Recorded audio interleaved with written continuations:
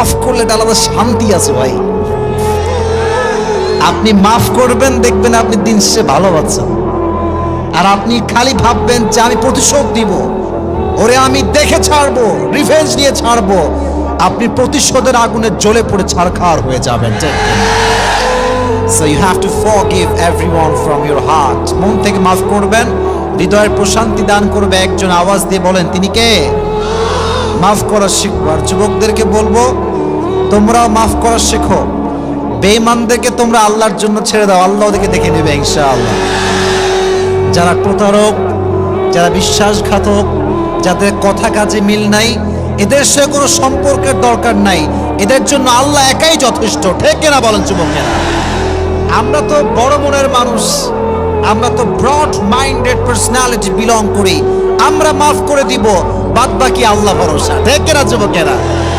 তাহলে প্রথম মেসেজ আজকের এই মাহফিলে, এই যে আমাদের হৃদয়টা আছে, এই হৃদয়ে কোনো হিংসা বিদ্বেষ থাকবে না, কারোর জন্য কোনো প্রতিশোধ থাকবে না। একটা সুন্দর হাদিস শোনাই।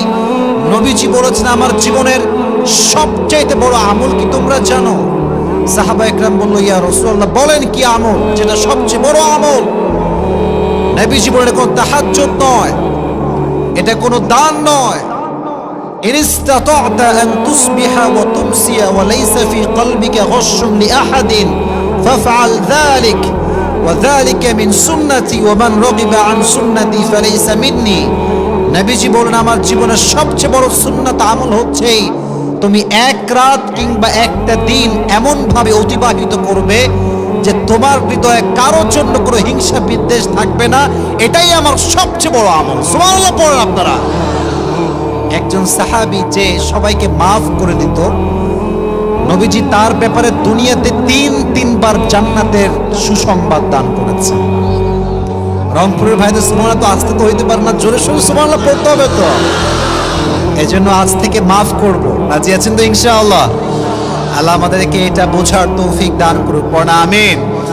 আর আসলে ভাই, রাস্তাঘাটের ব্যাপার অনেক কষ্টে থাকি, জ্যাম, মারামারি, কত রকম যে ঝামেলা, তবুও যে আল্লাহ আমাদেরকে নিয়ে আসছে, কথা বলার সুযোগ দিয়েছে, আল্লাহ যেন এইভাবে বাংলাদেশের প্রত্যেকটা প্রান্তে প্রান্তে আমাকে কথা বলার সুযোগ দান করে। সকলে পড়া আমিন। তবে এতটুকু বলতে পারি, আজকের ওয়াজ যে শুনবে তার জীবনের সমস্ত দুঃখ কষ্ট হালকা হয়ে যাবে। সুবহানাল্লাহ পড়লেন না আপনারা? জীবনে যে ধৈর্যশীল হতে পারে নাই, সে তার জীবনে সফল হতে পারে নাই। ঠিক কিনা যুবকেরা বলো? If you wanna get the ultimate success in your life, then you must have to be patient. যদি আপনি আপনার জীবনে সফল হতে চান, ধৈর্যশীল হওয়ার দরকারটা যুবক ভাইয়েরা আছে না নাই? তাহলে আজকে আমাদের আলোচনার সেন্ট্রাল থিম বা সাবজেক্ট ম্যাটার হচ্ছে সবর। জোরে বলতে হবে, নামটা কি? এই তোমরা কথা বলো না কেন? বলেন সবাই মিলে বলেন, বলেন সবর। এবার বলেন ধৈর্য। জীবনে সফল হতে লাগবে কি?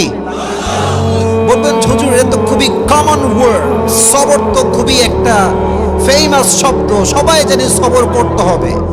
বাট সবর একটা লেভেল আছে। কেমনে সবর করবেন? সাহাবা একরাম কেমন করে সবর করেছেন, নবীজির স্ত্রীরা কেমন করে ধৈর্য ধারণ করেছেন, নবীরা কেমন করে সবর ধারণ করেছেন, কোরআন থেকে জানার দরকারটা যুবক ভাইয়েরা আছে না নাই? আছে না নাই?